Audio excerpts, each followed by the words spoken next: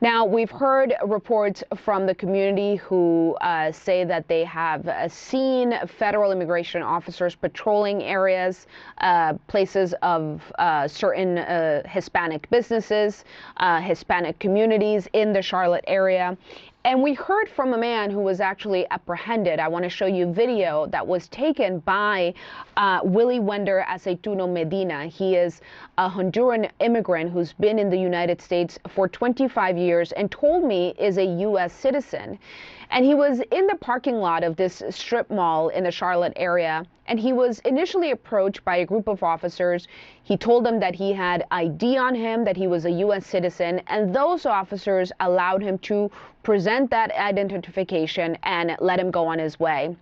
He then told me that when he got inside his vehicle, he was approached by a different set of officers who also asked him to identify himself. And that's when he said he became very confused because he had just showed his ID to officers.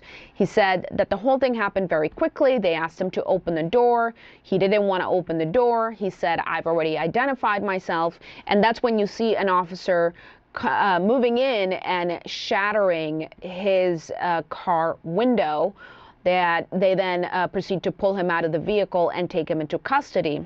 Now, Medina told me that he was put inside of another vehicle along with other people who were detained that day, and he was driven away even though he was trying to tell these officers that he was a U.S. citizen and that he had documentation to prove that he is in the United States legally.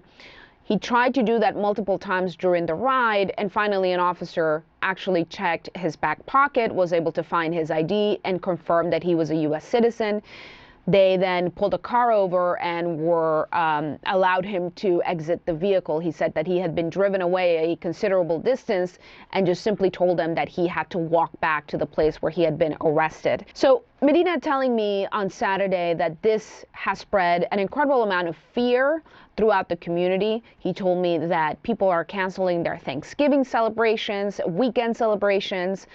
He told me that people are afraid to go to work because they know that this operation is underway. And we also heard from businesses in the Charlotte area who are choosing to close down going into the weekend as a precautionary measure, saying they don't want to expose themselves or the community that they serve while this operation is underway. Gloria Pazmino, CNN, New York.